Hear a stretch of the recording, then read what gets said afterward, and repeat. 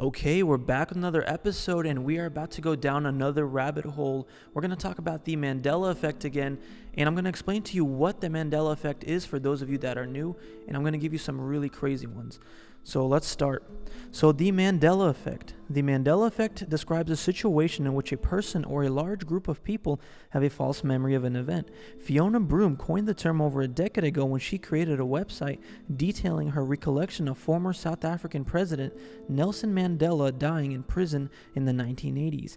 Nelson Mandela did not die in prison in the 1980s. After serving 27 years in prison, Mandela served as president of South Africa between 1994 and 1999 and passed away in 2013. Despite these facts, Broome seemed to remember international news coverage of Mandela's death from the 1980s.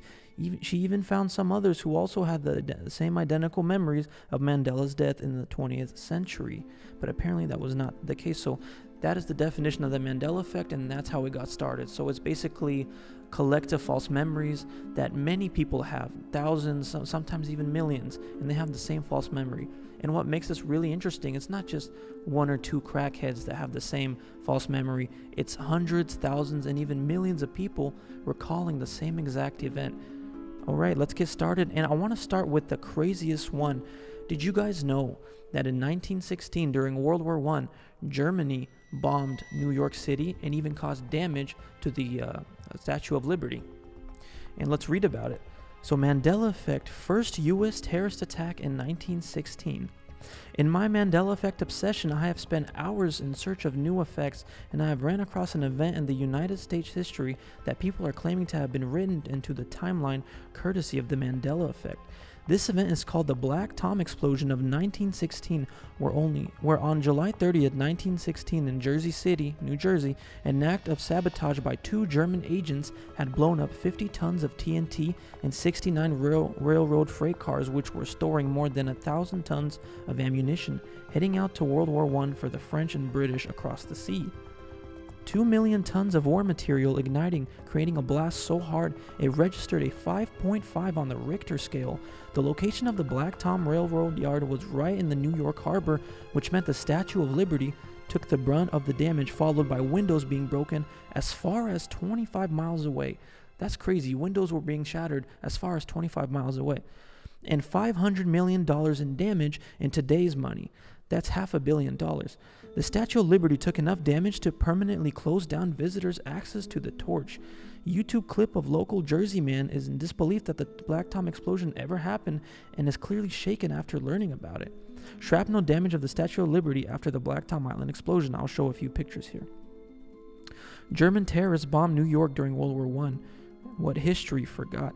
So again, I've never heard of this event. You know, when I think of domestic terrorist attacks, I think of 9/11 to be the first one and the craziest one. But apparently, the Germans bombed America during World War I. That's unheard of. That's crazy. I've never heard of that. You know, I feel like I'm in the Twilight Zone or something. Even though the Black Tom explosion is explained away as a cover-up in the American Heroes channel YouTube clip, there is enough evidence to prove otherwise, in that as early in 1979 it would have been made public that Germany was responsible for this attack.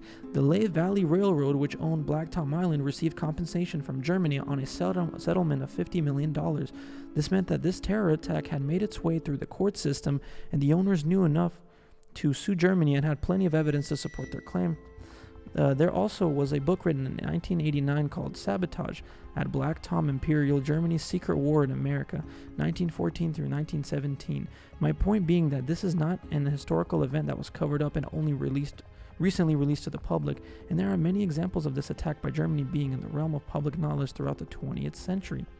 As someone who also avidly searched 9/11, the only attack spoke of by the media and many prominent 9/11 researchers from a foreign government on American soil was the Japanese attacking Pearl Harbor. 9/11 was always discussed as the first time in modern history that the U.S. mainland was ever assaulted. Why was the Black Tom explosion never mentioned, never brought up as the very first terrorist attack in U.S. history?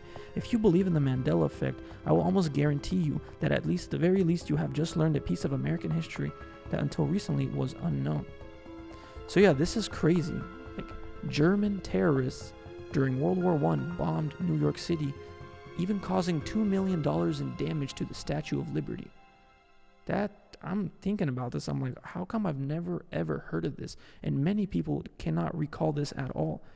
Like on 9/11, every anniversary, there's, on the news, there's always, today we remember 9/11. But there's never anything about this, and this is huge. Like, there's nothing about, today we remember the Black Tom explosions. It's pretty weird. But let's move on, okay? That's that Mandela effect. This next one is pretty strange too. This is Mandela effect. All airliner engines now are in front of the wing, and I will post some pictures. This is an odd one. Passenger airline engines have always been forward of the wing. I remember the engines being under the wing. And I'm going to post a few pictures for you guys to take a look at and tell me if you find it kind of odd looking. I sure do.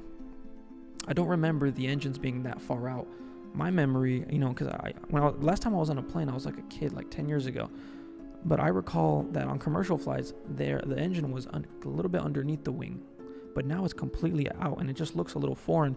And everybody says they don't remember it like that. One guy even took a picture on Reddit saying, he was on a flight, and he was saying, I don't remember the engines being that far out. It doesn't matter what kind of airline or the age, they all look like this. Go ahead and look up a few. I can't find any residue pictures of what I remember yet. I remember the engine being directly under the wing, and I've flown commercial many times over many years and was in the Air Force. It seems like the weight distribution would be off with them being so far forward. Aviation experts and enthusiasts on ATS can confirm that the engines have always been forward of the wing. I remember the engine being under the wing. What do you guys remember? Comment what you guys remember about this. Okay, let's move on. My single eye-opening Mandela effect that shattered my perception of reality. Objects in mirror may be closer than they appear has never existed. It always said objects are closer than they appear on every car mirror everywhere. And in every movie where it showed a car mirror, never in history has a car mirror said objects in mirror may be closer than they appear. This one I remember vividly as a kid. I looked at the thing for hours on end every day waiting for my mom. She really liked to take her time, and I had no patience. I always questioned how something may be closer, like either it is or it isn't. I found it a few years ago, and honestly, it messed me up. My whole worldview of everything led me down a rabbit hole of a lot of other things, and maybe I'll save for another post. But basically, I firmly believe the Mandela effect is 100% real. There are many theories as to how, but regardless, I know for a fact my memories are not false. So apparently we all have, what's it called? Apparently we all have Alzheimer's, because many of us have the same exact false memory. And that's what I find so strange about this, Can you even trust your memory anymore? Did your childhood happen the way you remember it? Or is it actually completely different? I remember doing some research on how memory works, and these researchers who study the brain and who study memory, they said memory works kind of like a game of telephone. When you remember an event, you're not remembering that event. What you're actually remembering is the last time that you remembered that event. So it's a game of telephone. So imagine every year you're remembering a certain event. So it's kind of like a game of telephone, and maybe the details aren't always correct. But again, I don't know if the researchers are correct. But regardless, some of these are extremely strange. But let's talk about a few more. I'm gonna tell you guys about 10 more. Number 1, the Monopoly's man's monocle. For decades, Richard Uncle Pennybags, or Mr. Monopoly, has been the mascot for Monopoly, the Parker Brothers, now Hasbro game that somehow made real estate exciting. Some insist Pennybags complete his top hat and business attire ensemble with a monocle, but that's not true. He never ever wore one. But you can even see some residue of, I'll post a picture of people wearing costumes with the monocle, but he's never ever worn one in any of the games. Number 2, Jiffy peanut butter. If you look forward to your school lunch break because your parents or guardian packed a Jiffy peanut butter sandwich, your childhood may be a lie. While both Jif and Skippy brands have lined store shelves, there has never been a Jiffy brand. However, you can see in cartoons when they have Jiffy peanut butter, they say Jiffy, but apparently it's always been Jif peanut butter. Number 3, Hello Clarice. The tense meeting between imprisoned cannibal Hannibal Lecter and FBI agent Clarice Starling fueled 1991's The Silence of the Lambs. Based on Thomas Harris' novel, Hello Clarice has become a default line reading for people looking to emulate Anthony Hopkins' creepy Lecter, but the killer never says that line in the movie. Instead, he says, "Good morning," when meeting Starling for the first time. People remember Lecter greeting Starling and remember him saying Clarice in a melodic tone, creating a false memory of a classic non-quote. Your memory can try to recreate things based on available evidence using context cues, Brewer says. Number 4, fruit of the loom label. Some people have a fond recollection of a cornucopia, I think is what it's called. Some people have a fond recollection of a cornucopia, I think that's what it's called, of fruit on the label, insists this popular brand of underwear, but the fruit was never spilling out of a basket or was always illustrated as a pile of food. Alright, number 5, a frowning Mona Lisa. Leonardo da Vinci's painting is among the most famous works of art in recorded history, so why do so many admirers insist the demure subject of the portrait is frowning instead of correctly describing her with a smirk? Brewer can't say for certain, but conjuring an image of the painting might involve filling in the blanks with segments of other paintings. It would be interesting to look at the statistical frequencies of frowns, not smiling or smiling in paintings, he says. Maybe people are just taking the statistical regularity of the art environment, people getting exposed to a lot of art where people aren't smiling.